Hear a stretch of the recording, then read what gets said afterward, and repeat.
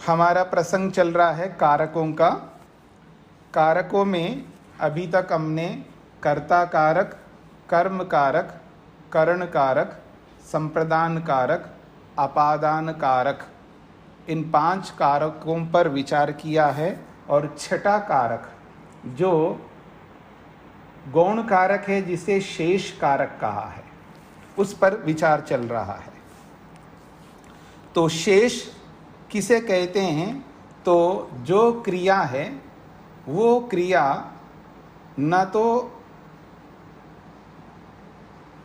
या यूं कहूं, वो क्रिया उसको कहती नहीं है, यानी जिसको कहती है वो सीधा सीधा उसके साथ संबंध है।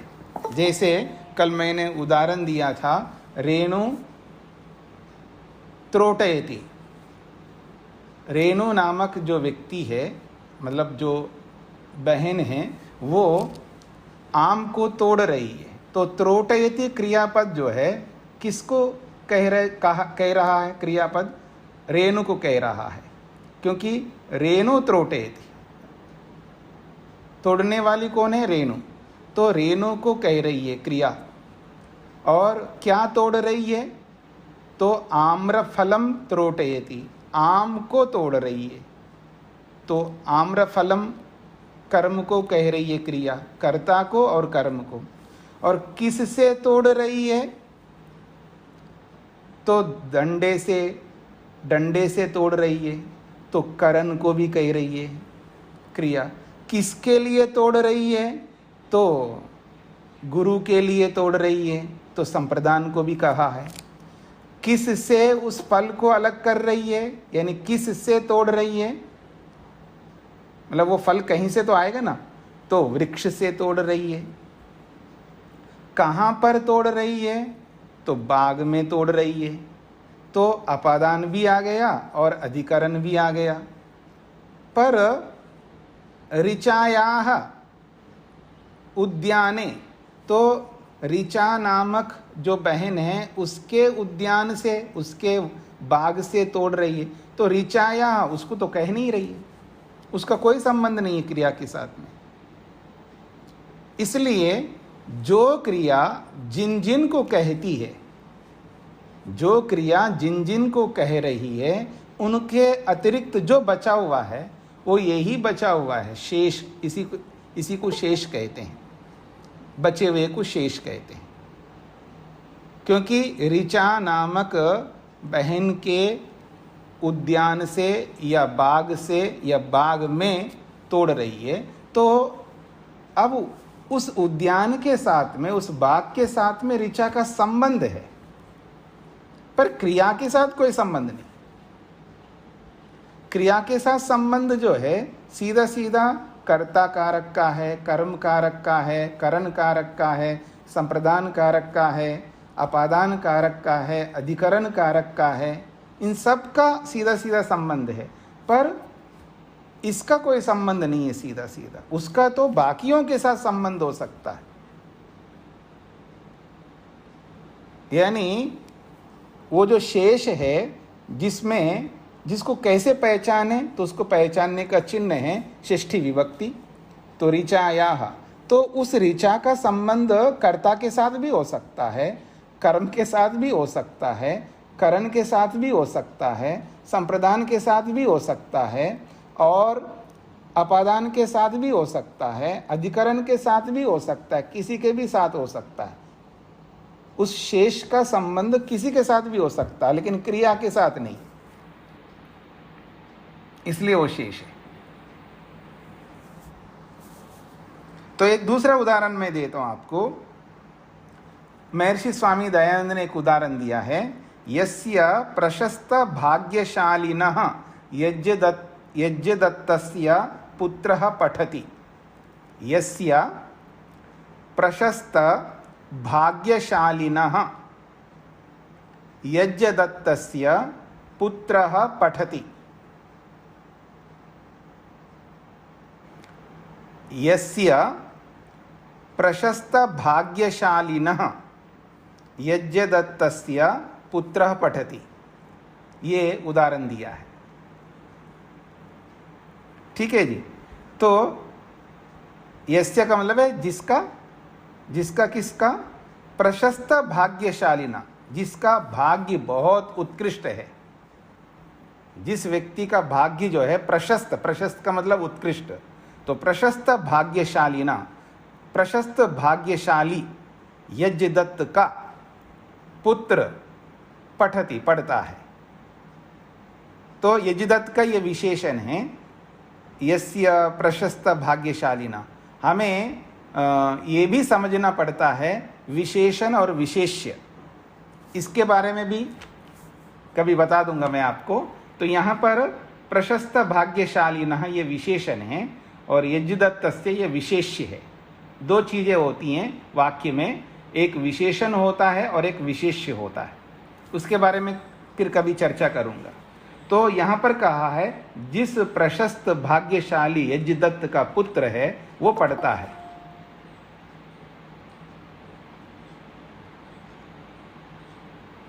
अब दूसरा एक, क्योंकि भाग्यशाली यज्ञदत्तस्य ये जो है ये शेष है, क्योंकि पठति क्रिया यज्ञदत्त को नहीं कह रही है, वो विशेषण तो उसी का है। जब यज्ञदत्त को ही नहीं कह रही है पठति क्रिया, तो विशेषण को कहां से कहेगी। दूसरा उदाहरण है वेदस्य मंत्रस्य अर्थम जानाति। महर्षि ने एक और उदाहरण दिया है, वेदस्य मंत्रस्य अर्थम जानाति। वेदस्य मंत्रस्य अर्थम जानाति। वेदस्य मंत्रस्य अर्थम जानाति, तो वेद मंत्र के अर्थ को जानता है। तो यहाँ वेदस्य षष्ठी विभक्ति है, मंत्रस्य षष्ठी विभक्ति है, तो जानाति क्रिया न तो मंत्र को कह रही है न वेद को कह रही है। तो ये मंत्रस्य, तो ये विशेषण हो गया किसका, वेदस्य। वेद का मंत्र है ना, तो वेदस्य मंत्रस्य अर्थम जानाति, तो जानाति क्रिया तो अर्थ को कह रही है, लेकिन न मंत्र को न वेद को कह रही है। अब मंत्र का संबंध वेद के साथ है और अर्थ का संबंध मंत्र के साथ है। मंत्र का संबंध वेद के साथ में है और अर्थ का संबंध मंत्र के साथ है। ये तो है, पर जानाति जो क्रिया है इसके साथ सीधा सीधा, यानी जानाति क्रिया अर्थ को सीधा सीधा कह रही है। आपस में किसी के साथ भी संबंध हो सकते हैं, लेकिन क्रिया के साथ मंत्र का संबंध नहीं है, क्रिया के साथ में वेद का संबंध नहीं है। देखिए एक दूसरा उदाहरण देता हूं मैं आपको, जो महर्षि स्वामी दयानंद ने दिया है। अयसः कुठारेण वृक्षं छिन्नति। अयसः कुठारेण वृक्षं छिन्नति। अयसः विसर्ग लिखना, अयसः कुठारेण वृक्षं छिन्नति। अयस कहते हैं लोहे को, तो अयसा में षष्ठी विभक्ति है, ये सकारांत शब्द है, तो अयसः षष्ठी विभक्ति है। तो अयसः कुठारेण, कुठार कहते हैं कुलाड़े को, और कुठारेण में कुठारः कुठारौ कुठाराः कुठारम कुठारौ कुठारान कुठारेण, ये तृतीय विभक्ति है। तो लोहे के कुल्हाड़े से वृक्ष को काटता है। छिनत्ति का मतलब है काटना। तो लोहे के कुलाड़े से वृक्ष को काटता है।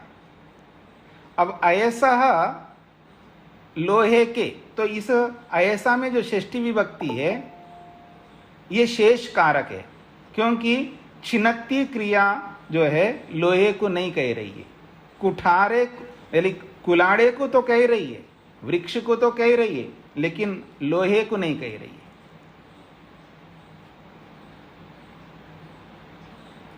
अब देखिए, लोहा जो है कुलाड़े का शेष है।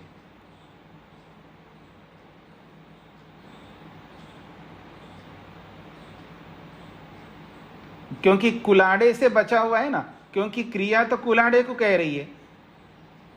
कुलाड़ा जो है उसको तो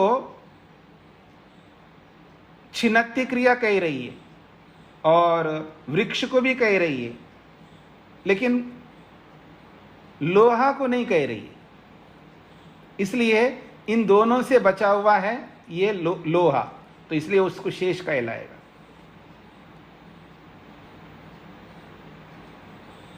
ऐसे बहुत सारे उदाहरण बनेंगे।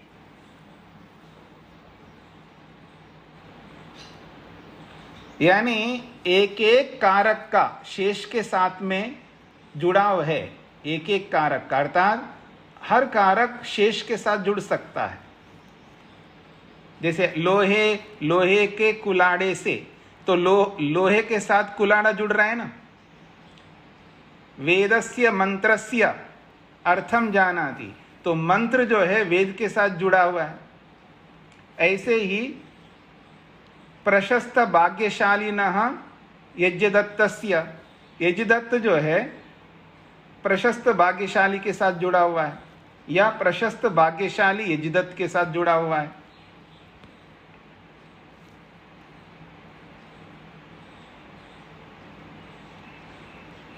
देखिए, अध्यापकस्य विद्यार्थिने ददाति, अध्यापकस्य विद्यार्थिने ददाति, अध्यापक के विद्यार्थी को देता है। अध्यापकस्य विद्यार्थिने ददाति, तो अध्यापक के विद्यार्थी को, यानी ये बहुत अच्छा अध्यापक है और इसका जो विद्यार्थी है ये और भी बहुत अच्छा पढ़ता है, इसलिए इसको कुछ देना चाहिए पुरस्कार। तो अध्यापकस्य विद्यार्थिने ददाति, अध्यापक के विद्यार्थी को देता है। दाता देने वाला।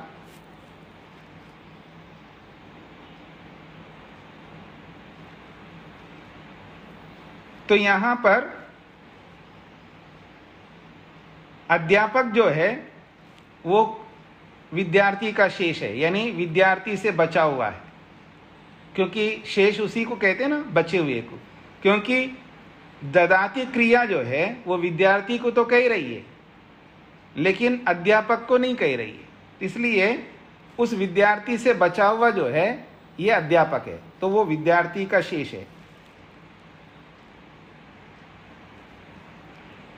ऐसे हर कारक के साथ ये शेष जुड़ा रहता है, लेकिन क्रिया के साथ नहीं जुड़ा रहता। यानी मैं ये कहूं कि सप्तमी विभक्ति वाला जो अधिकरण कारक के साथ शेष जुड़ा रहता है, अपादान के साथ भी जुड़ा रहता है, संप्रदान के साथ भी जुड़ा रहता है, करण के साथ भी जुड़ा रहता है और कर्म के साथ भी जुड़ा रहता है। मैंने आपको कर्म के साथ जुड़ा हुआ भी बताया था।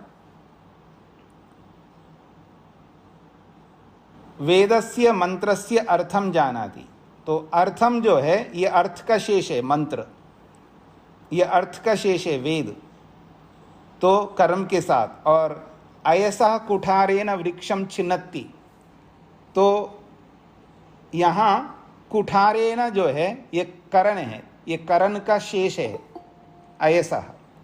और अध्यापकस्य विद्यार्थिने ददाति, तो ये संप्रदान का शेष है अध्यापक। अब देखिएगा अगला उदाहरण देखिएगा, राज्यः ग्रामाद् आगच्छति, राज्यः ग्रामात् आगच्छति, राजा के गांव से आता है। राज्यः षष्ठी विभक्ति है राज्यः में। राज्यः ग्रामात् आगच्छति, राजा के गांव से आता है या राजा के नगर से आता है। राज्यः नगरात् आगच्छति या राज्यः ग्रामात् आगच्छति, राजा के गांव से आता है। तो यहाँ पर ग्रामात् में पंचमी है ना, क्योंकि गांव से आना है, गांव को त्याग करके आ रहा है आने वाला, तो अपादान हो गया। तो अपादान का शेष है यहाँ पर राज्यः।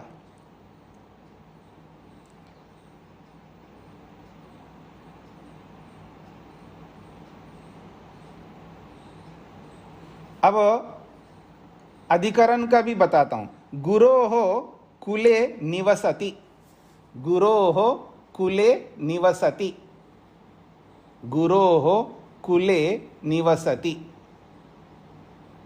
गुरु के कुल में रहता है। गुरोः कुले निवसति, गुरु के कुल में रहता है। तो गुरोः में षष्ठी विभक्ति है। गुरु के कुल में रहता है कौन? विद्यार्थी। विद्यार्थी अपने घर में नहीं रहता, गुरु के कुल में रहता, गुरु के घर में रहता है, अर्थात गुरुकुल में रहता है। तो गुरोः कुले निवसति। तो यहां पर कुले जो है ये सप्तमी है, अर्थात अधिकरण है। निवास करने वाले का आधार कौन है जी? कुल। तो इसलिए वो अधिकरण कारक है। अब अधिकरण का शेष है यहां पर गुरु। तो अधिकरण का शेष होगा, अपादान का शेष होगा, संप्रदान का शेष होगा, करण का शेष होगा, कर्म का भी शेष होगा। और तो और पुत्र का भी शेष है। यज्ञदत्तस्य पुत्रः पठति, कर्ता का भी शेष है। यज्ञदत्तस्य पुत्रः पठति, तो ये पुत्र जो है कर्ता है, और इस कर्ता का शेष है यज्ञदत्त। तो कर्ता का शेष, कर्म का शेष, करण का शेष, संप्रदान का शेष, अपादान का शेष, अधिकरण का शेष, यानी ये जो शेष है ये सबके साथ जुड़ता है। और याद रखना ये शेष बहुत व्यापक है। ये भी बता दूं आप, गौण है लेकिन गौण इतना व्यापक है, सब जगह अपना पांव पसारा हुआ। ये दुनिया का ऐसा कोई कोना नहीं है, कोई ऐसा स्थान नहीं है, कोई दुनिया की कोई ऐसी वस्तु नहीं है जहां इसने अपना पांव नहीं पसारा हो। अर्थात शेष सर्वव्यापक है, बहुत बड़ा कारक है। ये गौण कारक है लेकिन बहुत बड़ा कारक है, इसलिए इसको शेष कारक कहते हैं, लेकिन ये बहुत बड़ा है।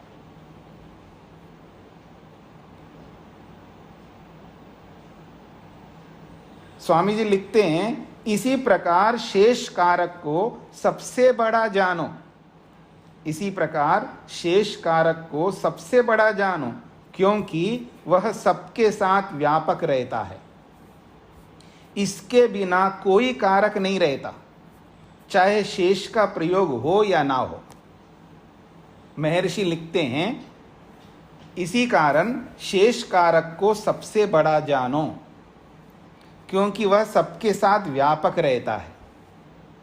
इसके बिना कोई कारक नहीं रहता, चाहे शेष का प्रयोग हो या ना हो। कहीं शेष कारक का प्रयोग करो आप, वाक्यों में, बोलने में, लिखने में प्रयोग करो या ना करो, लेकिन रहता सब जगह, ये व्यापक है, सबके साथ, सभी कारकों के साथ जुड़ा रहता है। मतलब कर्ता कारक, कर्म कारक, करण कारक, संप्रदान कारक, अपादान कारक, अधिकरण कारक, सबके साथ जुड़ा रहता है, हर जगह मौजूद रहता है। शेष हर जगह मौजूद रहता है। और इस शेष को ही संबंध कारक कहते हैं हम लोग, संबंध। और एक बात मैं बता दूं, ये जितने भी कारक है ना, इन सब कारकों को हम शेष बना सकते हैं। ये बहुत बड़ी बात है, एक बहुत बड़ी बात कहना चाह रहा हूं, और ये आप न्याय दर्शन में पढ़ेंगे तो आपको वहां पर भी समझ में आएगा। कर्ता कारक हो, कर्म कारक हो, करण कारक हो, संप्रदान कारक हो, अपादान कारक हो और अधिकरण कारक हो। इन सभी 6 कारकों को हम चाहें शेष बना सकते, यानी गौण बना सकते हैं। कर्ता कारक है लेकिन उसमें षष्ठी विभक्ति लगा करके उसको शेष कारक बना सकते हैं। कर्म कारक है लेकिन उसमें षष्ठी विभक्ति लगा करके उसको शेष बना सकते हैं, अर्थात कर्ता को गौण कर सकते हैं, कर्म को भी गौण कर सकते हैं, करण को भी गौण कर सकते हैं, और संप्रदान को भी गौण कर सकते हैं, अपादान को भी गौण बना सकते हैं, और अधिकरण को भी गौण बना सकते हैं। ये प्रयोग करने वाले के ऊपर निर्भर करता है। आप लोगों को समझ में आना चाहिए, कई बार हम अपने पिता को गौण कर देते हैं, करते नहीं करते, अपने आप को मुख्य बना लेते हैं, पिता को गौण कर देते हैं, माँ को भी गौण कर देते हैं। पति तो अक्सर पत्नी को गौण करता हुआ देख ही सकते हैं आप लोग। या कभी कभी पत्नी भी पति को गौण कर देती है। हाँ, जब अपनी सहेलियों में बैठी रहेंगी ना तो उनके साथ गॉसिप करने लगे, अब फिर देखना पति को ध्यान ही नहीं दें, तब उसको गौण कर देगी। समझ रहे ना मेरी बात को? यानी कोई भी किसी को भी गौण कर सकता है। अब व्यवहार में करते हैं आप? हाँ जी, अभी मेरी मीटिंग है जी, अभी कॉल आने वाला है, तो सबको गौण कर देगा, वो सबको गौण करे, कमरा बंद कर लेगा, सबको गौण कर देगा। तो हर व्यक्ति किसी न किसी को किसी न किसी प्रसंग में किसी न किसी काल में गौण कर देता है। और तो और भगवान को भी हम गौण कर देते हैं। ये तो कहना ही नहीं है, हम आए दिन गौण कर देते हैं। सुबह उठने से लेकर के रात्रि तक गौण ही रखते हैं हम भगवान को। उसको कहाँ मुख्य रखते? उसको हम कर्म कारक थोड़ा बना के रखते परमात्मा, उसको तो शेष कारक बना के रखते हम लोग, क्योंकि प्राप्तव्य है ना परमात्मा, वो तो कर्म कारक बनना चाहिए। परमात्मा जो है कर्म कारक बनना चाहिए, उसको हम शेष बना करके खड़ा कर देते हैं। ये हमारे अंदर ताकत है, देखिएगा। यानी भगवान को भी शेष कर देते हैं। और कैसे करते हैं? अपनी क्रियाओं से, अपनी क्रियाओं से उनको शेष बना करके रखते हैं। तो सभी कारकों को प्रसंगवश, काल विशेष में, परिस्थिति विशेष में हम लोग सभी कारकों को गौण बना सकते हैं, मुख्य और गौण। और ये व्यवहारिक है, ऐसा नहीं है कि मैं कोई गलत बता रहा हूं अथवा हम लोग गलत करते हैं।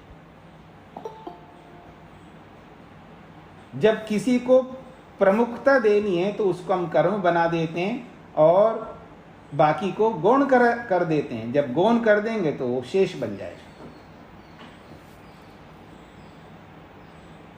देखिए, कर्ता कारक भी मुख्य है, कर्म कारक भी मुख्य है, करण कारक भी मुख्य है। सभी 6 के 6 कारक मुख्य है। अब उन 6 कारकों में से किसी भी कारक को हम गौण करके उसको शेष बना सकते हैं। ये आप आगे पढ़ेंगे, न्याय दर्शन भी पढ़ेंगे, वहां पर ये बात आएगी। है तो कर्म है, लेकिन उसमें हम षष्ठी कर देते हैं, उसको शेष करते हैं। है तो ये कर्म है, लेकिन कर्म होते हुए भी उसको हम शेष बना करके उसको षष्ठी शेष है, उसमें षष्ठी विभक्ति लगा दिया। इसमें ये तो कर्म है, छठी विभक्ति क्यों लाया? वो प्रश्न करते हैं। न्याय दर्शन को व्याख्या करने वाले वात्स्यायन ऋषि उसकी व्याख्या करके समझाते हैं सूत्रों को संस्कृत में। न्याय दर्शन के प्रणेता है महर्षि गौतम, सूत्र बनाए और उन सूत्रों की व्याख्या की है महर्षि वात्स्यायन, वो भी बहुत बड़े ऋषि हुए हैं। उन्होंने जब उन सूत्रों की व्याख्या की है ना, जैसे योग दर्शन की व्याख्या महर्षि वेदव्यास ने की है, ऐसे न्याय दर्शन की व्याख्या महर्षि वात्स्यायन ने किया है। तो जब वो लिखते हैं ये तो कर्म है, लेकिन इस कर्म में षष्ठी विभक्ति क्यों लाया, प्रश्न करते हुए हमको समझाते हैं हाँ है तो कर्म है, लेकिन इसको शेष बना दिया, शेष कारक बना दी, इसलिए षष्ठी विभक्ति लाए।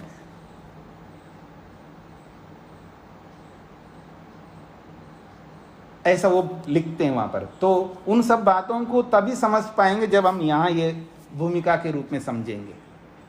इसलिए वहाँ भाषा विज्ञान को थोड़ा समझना पड़ता है, समास क्या है और संधि क्या है, अव्यय किसे कहते हैं, संज्ञा किसे कहते हैं, आख्यात किसे कहते हैं, उपसर्ग किसे कहते हैं, अव्यय किसे कहते हैं, निपात किसे कहते हैं, बहुत सारी बातें हैं बीच बीच में आते रहती हैं वहाँ पर। तो वहाँ पर उनको समझने के लिए सारी भूमिका चल रही है। आप में से किसी को लगता है बाबा जी ने हमको न्याय दर्शन बोल करके तो संस्कृत पढ़ा रहा है, ऐसा आपको किसी को लग सकता है। तो ठीक बात है, लगने को तो कोई आपत्ति नहीं, खूब लगा लो आप, कोई भी संभावना करते रहो, हमें कोई आपत्ति नहीं है। आपके लगाने से, आपके सोचने से मेरे सोच में तो कोई परिवर्तन नहीं होगा। कहने का अभिप्राय ये है कि ये जो संस्कृत है इसको थोड़ा सा हम भूमिका के रूप में समझेंगे, फिर न्याय दर्शन के उस भाष्य को जब पढ़ते जाएंगे तो वहाँ पर जहाँ जहाँ कोई ऐसी बात आएगी वहाँ आपको सरलता हो जाएगी। हाँ हमने पढ़ रखा है इस बात, हमने सुन रखा है इसको, और याद नहीं आ रहे तो जो आपने पढ़ा है उसको खोल करके रिवीजन कर लोगे, तब समझ में आ जाएगा। अगर पहले से नहीं पढ़ा हो, नहीं जाना हो, तो वहाँ जब मैं बताऊँगा तो आपको समझ में नहीं आएगा, आपको लगेगा कि पता नहीं ये तो ऊपर ऊपर से निकलता जा रहा है, क्या बोला जा रहा है, कुछ नहीं पल्ले पड़ रहा है, ऐसा आप कह सकते हैं। तो उन सारी समस्याओं को दूर करने के लिए मैं आपके सामने सारी बातें रख रहा हूँ। तो ये जो शेष कारक है, ये शेष कारक बहुत महत्वपूर्ण है। भले शेष है, भले बचा हुआ है, भले ही गौण है, लेकिन बहुत व्यापक है। और प्रमाण मैंने दे दिया, महर्षि स्वामी दयानंद ने भी उसको लिखा है कि ये बहुत व्यापक है, सब जगह अपना पांव पसारा है, इसलिए सब जगह विराजमान है। आप प्रयोग करो ना करो, लेकिन वहाँ शेष रहता है, कुछ ना कुछ शेष रहता है, अर्थात वहाँ शेष कारक रहेगा। आप डायरेक्टली बोलो या नहीं बोलो, लेकिन वो छुपा हुआ वहाँ पर रहेगा। ठीक है जी। मतलब कोई कोई बच्चा ऐसा होता है ना, उसको आप कैसे भी करके उसको मना कर दो, पहुंच जाता है वो। शादी में आपको जाना है और उसको मना कर दिया, वो पहुंच जाता है। आपको कहीं जाना है यात्रा में, उसका टिकट नहीं बनाया लेकिन फिर भी वो पहुंच जाता है। ठीक है जी। मतलब वो कहीं भी पहुंच जाता है। कोई कोई बच्चा ऐसा हो जाता है, हर जगह पहुंच जाता है। शुक्र है कि आप सत्संग में जाए तो वो भी पहुंच जाए वहां पर।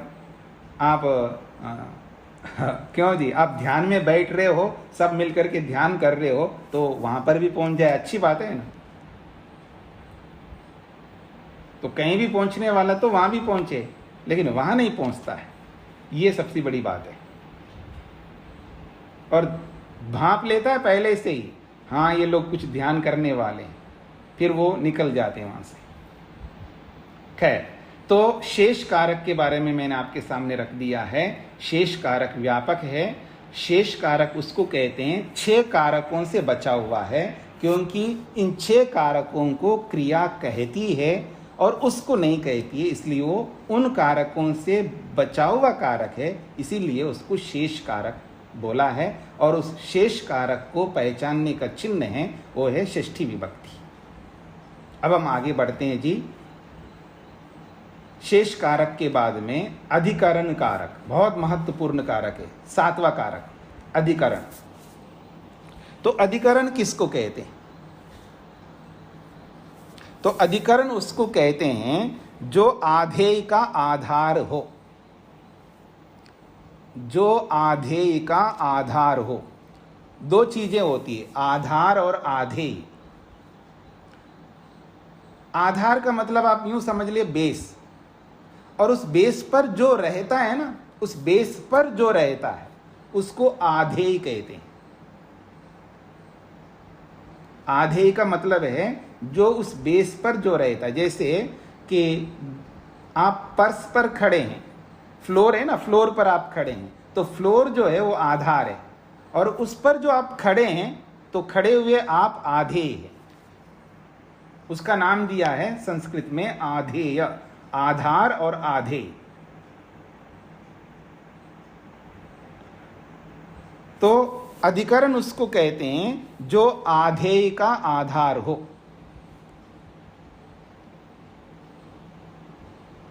और आधार जो है ना बहुत व्यापक है, ये भी हर जगह आधार आपको रखना पड़ेगा।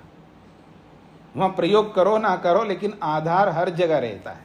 क्योंकि कुछ भी करो आप, कर्म के साथ जुड़ो तो भी आधार चाहिए, करण के साथ जुड़ो तो भी आधार चाहिए, संप्रदान के साथ जुड़ो तो भी आधार चाहिए, अपादान के साथ जुड़ो तो भी आधार चाहिए। इसलिए आधार बहुत महत्वपूर्ण है। तो जो आधेय का आधार हो उसको अधिकरण कहते हैं। और ये जो अधिकरण है वो 3 प्रकार का होता है। अधिकरण 3 प्रकार का होता है।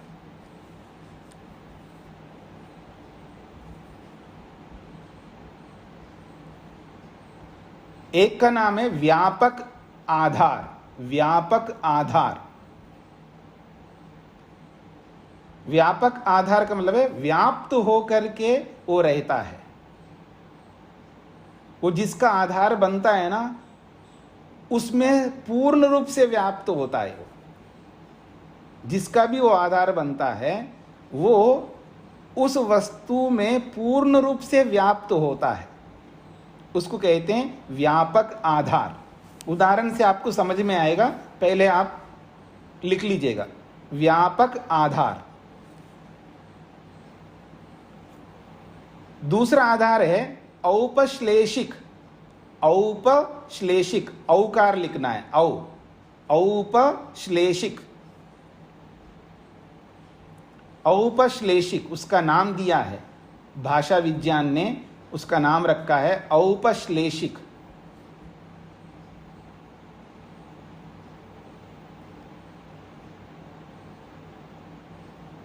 औपश्लेषिक का अर्थ है ये जो व्यापक आधार है उससे उल्टा है। यानी व्यापक आधार जो है वो आधेय के साथ पूर्ण रूप से जुड़ करके रहता है। ये थोड़ा सा जुड़ करके रहता है, पूर्ण रूप से नहीं, थोड़ा सा जुड़ के रहता है। आधेय के साथ जुड़ता है लेकिन थोड़ा सा जुड़ता है, एकांश में जुड़ता है। और व्यापक आधार सर्वांश में जुड़ करके रहता है। और औपश्लेषिक जो है एकांश में जुड़ करके रहता है। अथवा आप यूं भी लिख सकते, थोड़ी देर के लिए जुड़ा रहता है। व्यापक आधार तो हमेशा के लिए जुड़ा रहता है, और औपश्लेषिक जो है थोड़ी देर के लिए जुड़ा रहता है। हमेशा का मतलब है वहां पर जब तक वहां पर क्रिया हो रही है तब तक पूर्ण रूप से जुड़ा रहेगा व्यापक। और औपश्लेषिक जो है थोड़ी देर के लिए जुड़ा रहता है, थोड़े समय के लिए जुड़ा रहता है, उसको औपश्लेषिक कहते हैं। तो उसको आप एक देश में जुड़ा रहना कह सकते हो, एकांश में जुड़ा रहना कह सकते हो, उसका नाम है औपश्लेषिक। तीसरा आधार है, उसका नाम दिया है वैषयिक। वैषयिक आधार। वैषयिक का मतलब है विषय वाला।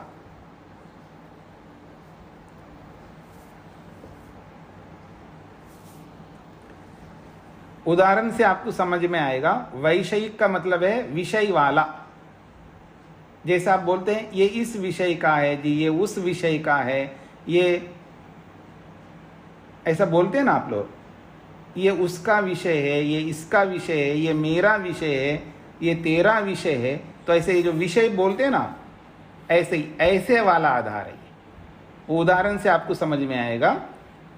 तो तीन आधार है, एक व्यापक आधार, एक औपश्लेषिक आधार और तीसरा है वैषयिक आधार।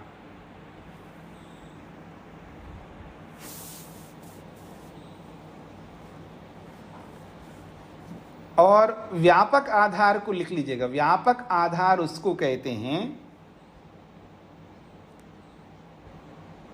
व्यापक आधार उसको कहते हैं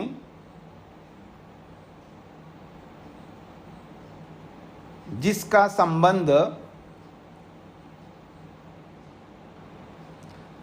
संबंध सभी व्यक्ति, सभी अवयवों में रहता है। व्यापक आधार उसको कहते हैं जिसका संबंध व्यक्ति और अवयवों के साथ रहता है।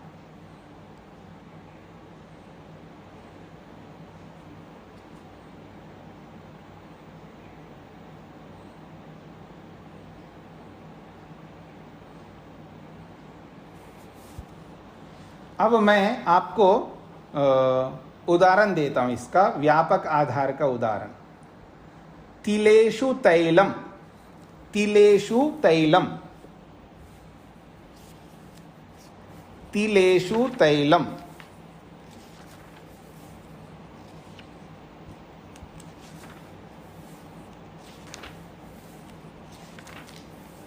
हाँ जी, तिलेषु तैलम का अर्थ है तिलों में तेल है, तिलों में तेल है। अब ये जो तेल जो है पूरे तिल में व्याप्त हो रहा है ना, तिल के एक एक अवयव में तेल है, ये व्यापक आधार कहलाता है।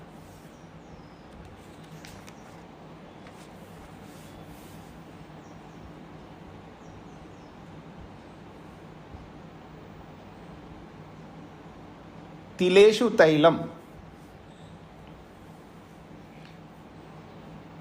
तो तिलों में तेल है। या दुग्धे घृतम, दुग्धे घृतम,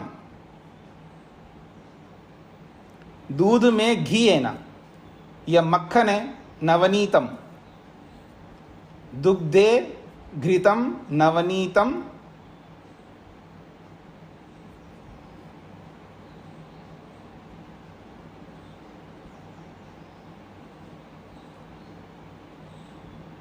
मतलब दूध को आप दही बनाएंगे, दही को बिलोएंगे, बिलो करके फिर उसमें से घी निकालेंगे। तो दूध में जो है दही, दूध में घी तो है, दूध में मक्खन भी है। तो मक्खन को ना लेकर के आप घी ले लीजिएगा, तो दूध में घी है, तो दूध के एक एक अवयव में घी है। तो इसको व्यापक आधार कहते हैं। अब दूसरा उदाहरण मैं देता हूं।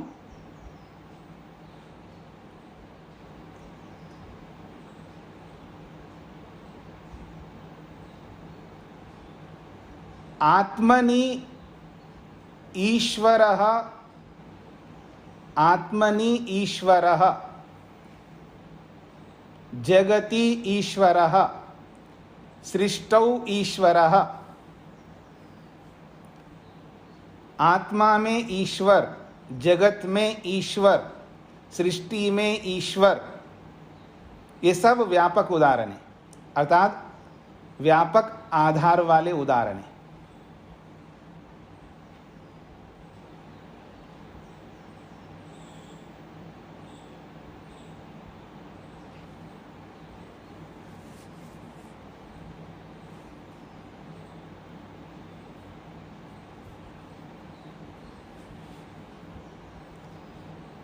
ठीक है जी, व्यापक आधार समझ में आ गया आपको।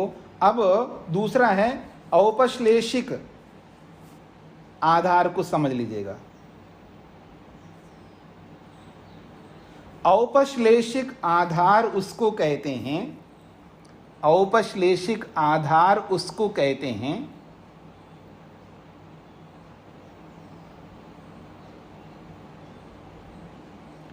औपश्लेषिक आधार उसको कहते हैं जहां आधार और आधेय का संयोग होता है।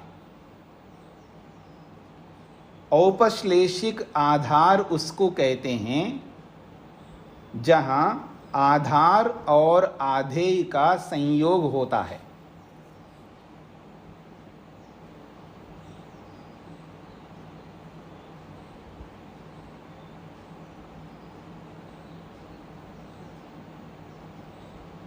औपश्लेषिक आधार उसको कहते हैं जहां आधार और आधेय का संयोग होता है। तो मैं कहूं कटे आस्ते, कटे आस्ते, कट कहते चटाई, कटे आस्ते का मतलब है चटाई पर बैठता है। चटाई का और बैठने वाले का संयोग है वहां पर। कटे आस्ते, खटवायाम शेते, खटवायाम शेते, खाट पर सोता है। खटवायाम शेते।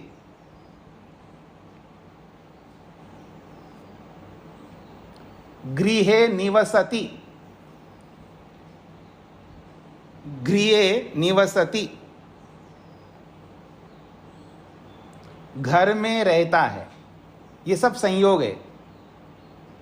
घर में रहने वाले का संयोग घर के साथ में है, खाट के साथ सोने वाले का संयोग है, चटाई के साथ में बैठने वाले का संयोग है। तो ये औपश्लेषिक है, यहाँ पूर्ण रूप से व्याप्त नहीं है ना। मनुष्य जो है बैठने वाला पूरे चटाई के साथ व्याप्त नहीं है, थोड़ा सा ही अंश उसके साथ संयोग है। ऐसे लेटने वाला खाट पर जो लेट रहा है उसका भी पूरा संयोग नहीं है, मतलब पूरा व्याप्त नहीं है ना उस खाट के साथ। वो ऐसे ही घर के साथ पूरा व्याप्त नहीं है। घर में रहने वाला एक ही अंश में तो रहता है ना, पूरे घर के साथ उसका संयोग नहीं है ना।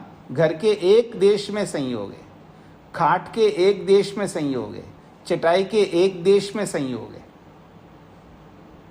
तो ये है औपश्लेषिक। अथवा मैं ये भी बोल सकता हूं खाट के साथ हमेशा थोड़ा रहेगा, वो थोड़ी देर के लिए रहेगा। औपश्लेषिक उसको कहते हैं थोड़ी देर के लिए उसके साथ संयुक्त रहता है।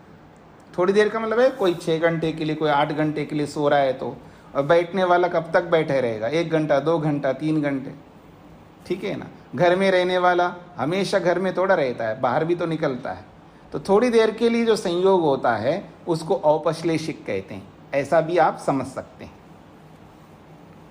तीसरा जो आधार है उसको कहते हैं वैषयिक आधार। तो वैषयिक आधार उसको कहते हैं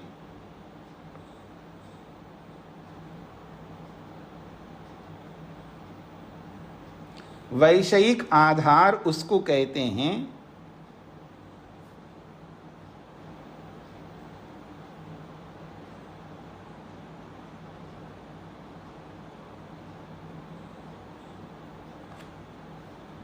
जिसमें जो रहे, जिसमें जो रहे, जिसमें जो रहे।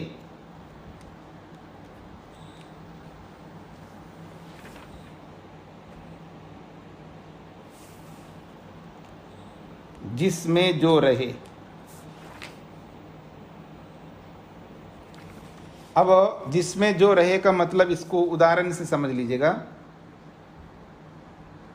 धर्मे प्रतिष्ठते, धर्मे प्रतिष्ठते,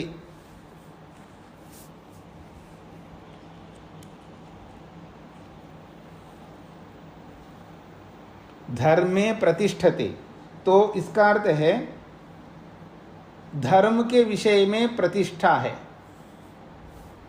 तो धर्म में रहता है। धर्म के विषय में प्रतिष्ठा का मतलब है धर्म में ही रहता है। एक तो अधर्म में रहने वाला होता है, एक धर्म में रहने वाला होता है। दूसरा उदाहरण है विद्यायाम यतते। विद्यायाम यतते, विद्या पाने के विषय में यत्न करता रहता है। वो जैसे कहते हैं ना मोटी भाषा में, विवेक पाने के लिए ताकता रहता आदमी। साधक व्यक्ति जो है, मेरे को कब विवेक हो जाए, कब वैराग्य हो जाए, वो विद्या में रत रहता है विवेक वैराग्य को प्राप्त करने के लिए, क्योंकि विद्या ही उसको वैराग्य को प्राप्त कराने वाली है। तो विद्यायाम यतते, विद्या पाने के विषय में यत्न करता रहता है, कहीं से भी मेरे को यथार्थ विद्या मिले। विद्यायाम यतते, या मैं ये कहूं मोक्षे जिज्ञासा अस्ति। मोक्षे जिज्ञासा अस्ति, मोक्ष के विषय में जिज्ञासा है। तो विषय आ रहा है ना, विषय में। वैषयिक का मतलब है विषय में। मोक्ष के विषय में जिज्ञासा है। धर्मे जिज्ञासा अस्ति, धर्म के विषय में जिज्ञासा है। एक तो धर्म में रहता है और एक धर्म के विषय में जिज्ञासा है। समाधि के विषय में, समाधौ जिज्ञासा अस्ति, समाधि के विषय में जिज्ञासा है। पुनर्जन्म के विषय में जिज्ञासा है। किसी के भी विषय में जिज्ञासा हो सकती है, आत्मा के विषय में, प्रकृति के विषय में, परमात्मा के विषय में, आपके विषय में, पत्नी के विषय में, पति के विषय में, सास के विषय में, बहू के विषय में, सबके विषय में जिज्ञासा होती है हमको। बस अपने विषय में नहीं होती है। स्वयं के विषय में जिज्ञासा नहीं करता, दूसरों के विषय में बहुत जिज्ञासा करता है। तो ये है विषय, इसको कहते हैं विषय में, और वैषयिक कहते हैं इसको। ये भी सप्तमी, अर्थात अधिकरण कारक में सप्तमी विभक्ति होती है, यानी अधिकरण कारक को समझने के लिए चिन्ह क्या है? सप्तमी विभक्ति। अधिकरण कारक को समझने का जो चिन्ह है वो है सप्तमी विभक्ति, इसलिए ये सब में सप्तमी लगा रहा हूं। मोक्षे जिज्ञासा, ईश्वरे जिज्ञासा, धर्मे जिज्ञासा, अधर्मे जिज्ञासा, पापे जिज्ञासा, पुण्य जिज्ञासा, इन सब के विषय में हमारी जिज्ञासा है। पुनर्जन्मनि जिज्ञासा, किसी के भी विषय में जिज्ञासा हो सकती है, यानी किसी के विषय में हमको जानने की इच्छा होती है। तो विषय में ऐसा किसी के साथ जुड़ता है, इसके विषय में, उसके विषय में, मेरे विषय में, तेरे विषय में। तो जब ऐसा आता है तो इसको कहते हैं वैषयिक। इसको आप दूसरे ढंग से भी बोल सकते, विषय सप्तमी, इसको कह सकते हैं आप विषय सप्तमी। इसमें सप्तमी विभक्ति आ रहे हैं क्योंकि विषय विषय ऐसा आ रहा है, तो इसको विषय सप्तमी भी कह सकते हैं।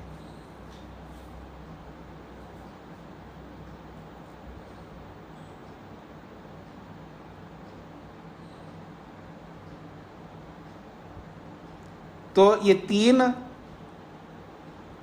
आधार आ गए हमारे, आधार के तीन विभाग, व्यापक आधार, औपश्लेषिक आधार और वैषयिक आधार। और ये जो आधार है बहुत महत्वपूर्ण होते हैं जी। तो माता पिता पति पत्नी, हम एक दूसरे के आधार बनते हैं, सबके हम आधार बनते हैं। आधार को कभी नकारना नहीं चाहिए। आधार को हमेशा साथ में रखना होता है, आधार को त्यागना नहीं होता है, आधार को साथ में रखना होता है। जिसके आधार पर आज हम हैं, साथ में रखने का मतलब है शरीर के साथ जुड़े रहना, ये मेरा अभिप्राय है। अपनी बुद्धि में रखना चाहिए। जहाँ त्याग करना वहाँ तो त्याग करते जाएंगे, लेकिन बुद्धि में हमेशा रखना होता है कि इसके आधार पर हम आज हैं, इसके कारण से हम हैं। तो आधार को कभी छोड़ नहीं सकते बौद्धिक स्तर पर। शारीरिक स्तर पर जब त्याग करने का अवसर आएगा तब माता को, पिता को, पति को, पत्नी को, सबको त्याग करना पड़ता है, याद रखना। और जो त्याग नहीं करता है वो अपने लक्ष्य को कभी नहीं पा सकता। तो त्याग तो करना पड़ेगा, लेकिन बौद्धिक स्तर पर, बुद्धि में उनको हम त्याग नहीं करते हैं, क्योंकि उनके बेस पर, उनके आधार पर हम यहाँ तक पहुँचे हैं, उनके कारण से यहाँ तक पहुँचे। ऋषि भी आधार है, महर्षि स्वामी दयानंद भी हमारा सबका आधार है, उनके कारण से हम लोग हैं। तो ऐसे जो जो हमारे आधार बनते हैं उनको हमें स्मरण करना होता है, विवेक वैराग्य को पाने के लिए, अविद्या को पाने के लिए नहीं, राग में पढ़ने के लिए नहीं, द्वेष में पढ़ने के लिए उनको याद नहीं करना है हमको। मेरी बात को ध्यान में रखिएगा। माता पिता को याद करने का मतलब यह है कि राग बढ़ाने के लिए याद करने के लिए नहीं कह रहा हूँ। विवेक वैराग्य को पाने के लिए, विद्या की प्राप्ति में वो सारे के सारे कारण हैं, इसलिए उनको याद करना होता है। वैराग्य के लिए, समाधि के लिए, अविद्या के लिए, राग द्वेष के लिए नहीं। ये समझ करके चलना है हमें। अगली बात आइए, अगली बात है हेतु कारक, जो महर्षि स्वामी दयानंद ने 8वां कारक बताया, हेतु कारक। हेतु कारक उसको कहते हैं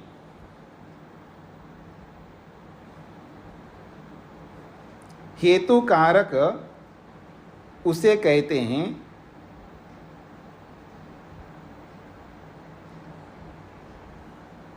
जिस प्रयोजन को पाने के लिए कर्ता, जिस प्रयोजन को, जिस प्राप्तव्य को पाने के लिए, ऐसा लिख सकते हैं, जिस प्राप्तव्य को पाने के लिए कर्ता क्रिया करने में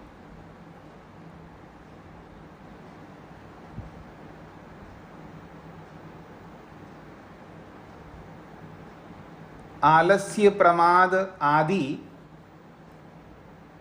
दोष करता है।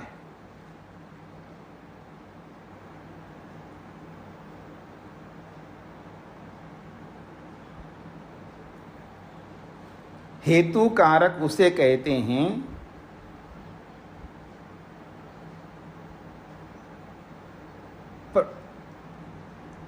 प्राप्तव्य। क्या बोला मैंने? प्राप्तव्य। प्राप्तव्य उद्देश्य को पाने के लिए क्रिया करने में आलस्य, प्रमाद आदि करता है। ऐसे कर्ता को प्रेरित करने वाले को, ऐसे कर्ता को प्रेरित करने वाले को हेतु कारक कहते हैं।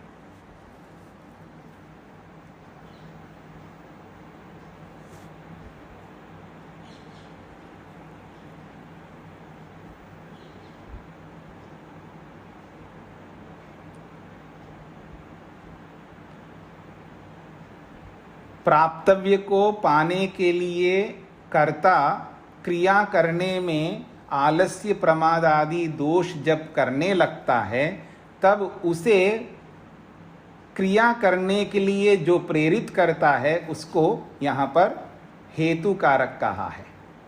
वो हेतु कारक माता, पिता, गुरु, भाई, बहन, कभी पत्नी, कभी पति, कभी पड़ोसी, कभी मित्र, कोई भी हेतु कारक बन सकता है। कोई भी हेतु कारक बन सकता है। और इतना ही नहीं, कोई भी जड़ पदार्थ भी हेतु कारक बन सकता है, याद रखना।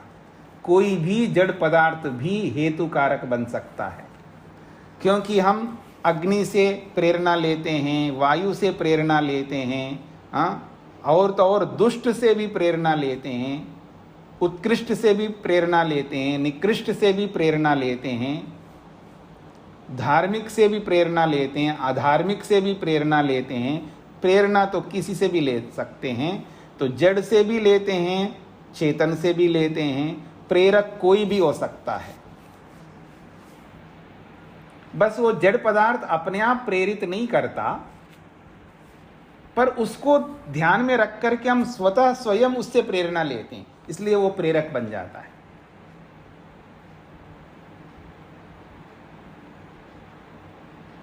हाँ जी, मेरे को गाड़ी ने सिखा दिया है। मैंने देख लिया था एक्सीडेंट को, बहुत परेशान हो गए जी। गाड़ी ने मेरे को सिखा दिया है कि गाड़ी कैसे चलाना है। समझ में आ रहा है आपको? किसी को गाड़ी सिखा देती है, किसी को वायु सिखा देती है, किसी को अग्नि सिखा देती है, किसी को चूल्हा जो जलाते हैं ना आप लोग रात दिन जो भी बनाने के लिए, वो भी सिखा देगी आपको। कोई भी हमें सिखा सकते हैं, कोई भी। तो कोई भी प्रेरक बना सकते हैं आप, किसी को भी बना सकते हैं। तो उसको हेतु कारक कहते हैं। और विशेषकर जो चेतन तत्व हैं, चाहे वो ईश्वर है, चाहे हम सब लोगों में से कोई भी चेतन है, तो हम लोग दूसरों को प्रेरित करने में बहुत एक्सपर्ट्स हैं। हम लोग बहुत कुशल हैं, दूसरों को ही प्रेरित करते हैं, अपने आप को प्रेरित नहीं करते। बस यही कारण है। हाँ, अपने आप को भी प्रेरित करना है। अपने आप को प्रेरित करने के लिए भी हम कर्ता भी बनते हैं और प्रेरक भी बनते हैं अपने आप का। कहते हैं ना, तू कर, तू क्यों नहीं कर रहा है। जब दूसरों को देखते हैं ना, हम लोग दूसरों को देखते हैं, वो भी आगे बढ़ गया, ये भी आगे बढ़ गया, कोई कपड़ों में आगे बढ़ गए, कोई गाड़ी में आगे बढ़ गए, कोई मकान में आगे बढ़ गए, कोई पढ़ने में भी आगे बढ़ गया, तो हम मन ही मन में अपने आप को प्रेरित करते, तू भी कर कुछ, तुझे भी कुछ करना चाहिए, ऐसे प्रेरित करते हैं ना अपने आप को। ऐसे हम अपने आप को बहुत कम प्रेरित करते हैं, बाकी दुनिया को ही प्रेरित करने में लगे हुए हैं। तो प्रेरक कर्ता कोई भी हो सकता है। तो ये इस प्रकार से 8 कारक हुए हैं। कर्ता कारक, उसको पहचानने का चिन्ह प्रथमा विभक्ति। कर्म कारक, पहचानने का चिन्ह द्वितीया विभक्ति। करण कारक, चिन्ह तृतीया विभक्ति। संप्रदान कारक, चतुर्थी विभक्ति। अपादान कारक, चिन्ह पंचमी विभक्ति। शेष कारक, चिन्ह षष्ठी विभक्ति। अधिकरण कारक, चिन्ह सप्तमी विभक्ति। और हेतु कारक, चिन्ह प्रथमा विभक्ति। हेतु कारक में भी प्रथमा विभक्ति होती है। तो ये 8 कारक हैं। और एक संबोधन जब आप करते हैं तो संबोधन का भी चिन्ह प्रथमा विभक्ति है। तो इस प्रकार से ये 8 कारक हो गए जी। ठीक है, तो 8 में से जो प्रथमा विभक्ति दोनों में लग रही है, तो इसलिए एक प्रकार से 7 विभक्तियां हो गई। 7 विभक्तियां। हेतु कारक को और कर्ता कारक को एक ही कैटेगरी में रख दो तो 7 विभक्तियां हो गई। लेकिन 7 विभक्तियों को हमें बढ़ाना है, क्योंकि इसके साथ में वचन भी जुड़ जाते हैं। क्योंकि कर्ता एक भी हो सकता है, 2 भी हो सकते हैं, 3 से अधिक भी हो सकते हैं कर्ता। कर्म एक भी हो सकता है, 2 भी हो सकते हैं, और कर्म 3 से अधिक भी हो सकते हैं। ऐसे सबके साथ लगाइएगा। तो जब कर्ता, कर्म, करण, संप्रदान, अपादान, शेष, अधिकरण, ये सब एक भी हो सकते हैं, 2 भी हो सकते हैं, 3 से अधिक भी हो सकते हैं, तब हमको इन विभक्तियों को बढ़ाना पड़ता है। तो 7 तिये 21 हो जाती हैं, 21 विभक्तियां बन जाती हैं। 7 तिये 21, तो 21 विभक्तियां बन जाती हैं। क्योंकि प्रथमा विभक्ति एक ही प्रकार की नहीं है, प्रथमा विभक्ति 3 प्रकार की है। तो उसके चिन्हों में भी चेंजेस आते हैं, बदलाव आते हैं। जैसे रामः प्रथमा विभक्ति है, लेकिन रामो ये भी प्रथमा विभक्ति है, और रामाः ये भी प्रथमा विभक्ति है। रामम द्वितीय विभक्ति है, लेकिन रामो ये द्वितीय विभक्ति है, और रामान ये द्वितीय विभक्ति है। ऐसे 7 विभक्तियों को हम 3 के साथ गुना करेंगे तो 21 विभक्तियां हो जाएंगी, क्योंकि सबके शेप में अंतर होता है। ये जो चिन्ह है ना, है तो विभक्ति एक ही है कर्ता, लेकिन उसके शेप में अंतर है। कर्म द्वितीय विभक्ति है, लेकिन उसके शेप में भी अंतर है। तो एक एक विभक्ति के 3-3 विभाग हो जाएंगे। तो इस तरह 21 विभक्तियां बन जाती हैं। बाकी बातें आगे करते हैं, इसको यहीं पर विराम देते हैं। और 7 विभक्तियां हो गई हैं, 7 कारक हो गए हैं और हेतु कारक सहित 8 कारक हो गए हैं, साथ में संबोधन भी जोड़ सकते हैं। तो इस तरह आपको इन सारे कारकों को, इनकी परिभाषाओं को और इनके उदाहरणों को आपको याद रखना है और कल पूछूं तो आप बता सकें। ओम शांति शांति शांति।